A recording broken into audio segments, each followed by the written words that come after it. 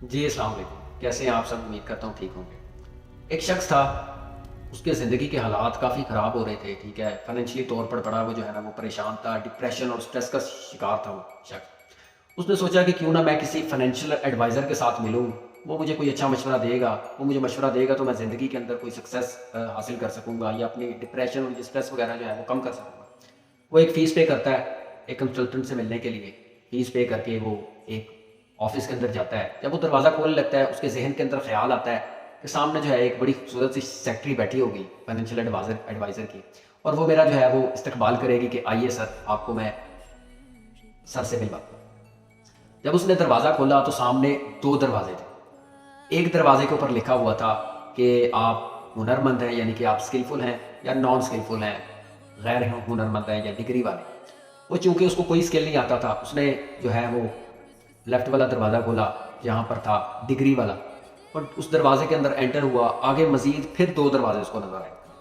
اس کے اندر ایک دروازے کے اوپر لکھا ہوا تھا کہ آر یو سیلف امپلائڈ یا آر یو اے جابی پرسن، ٹھیک ہے۔ تو وہ جاب کرتا تھا، پہلے سے جاب کر رہا تھا، ٹھیک ہے، سیلف امپلائڈ، خود اپنا کام نہیں کر رہا تھا، جاب کر رہا تھا، کسی کے انڈر کام کر رہا تھا۔ اس نے پھر یہی والا دروازہ کھولا اور جاب والی سائڈ پر وہ دروازے میں انٹر ہو۔ آگے سے پھر اس کو جو ہے وہ دو دروازے نظر آئے جن کے اوپر لکھا ہوا تھا، ایک دروازے کے اوپر لکھا ہوا تھا کہ کیا آپ کی سیلری 10 لاکھ سے کم ہے، اور اس دروازے پر لکھا تھا کہ کیا آپ 10 لاکھ سے زیادہ کماتے ہیں۔ وہ چونکہ 10 لاکھ سے کم کماتا تھا، وہ پھر اسی دروازے کے اندر جو ہے وہ انٹر ہو گیا۔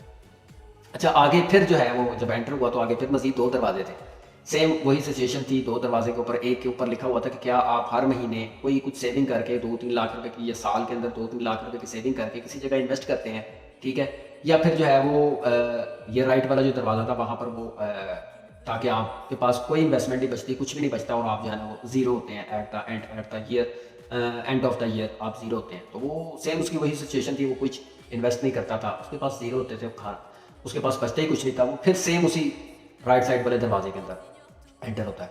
اب جیسے ہی وہ انٹر ہوتا ہے تو اس کی پرلی سائڈ پہ واپس سڑک پہ نکل آتا ہے۔ The moral of the story, اس کا مورل یہ ہے کہ اگر تو آپ زندگی کے اندر کامیاب ہونا چاہتے ہیں، زندگی کے اندر آپ جو ہے وہ ترقی حاصل کرنا چاہتے ہیں، تو آپ کو مختلف دروازے کھولنے پڑیں، ٹھیک ہے۔ سب سے پہلا دروازہ جیسے کہ آپ کو اس نے رائٹ سائڈ سے وہ سٹارٹ ہوا، نان اسکل اور 10 لاکھ سے کم کماتا تھا اور جابی پرسن تھا، اور انویسٹ کسی جگہ پہ انویسٹ بھی نہیں اس نے کیا آج تک، تو وہ واپس سڑک پر آ گیا۔ اگر تو آپ اپنی زندگی کے دروازے چینج نہیں نہ کرتے، اپنے راستے بدلتے نہیں ہیں، اپنا مائنڈ سیٹ چینج نہیں کرتے اور ایک ہی جگہ پر رہتے ہیں، تو آپ 10 سال کے بعد بھی نا سڑک پر ہی کھڑے ہو۔ جہاں سے آپ نے زیرو سے سٹارٹ کیا تھا نا، آپ وہیں پر کھڑے ہوں گے۔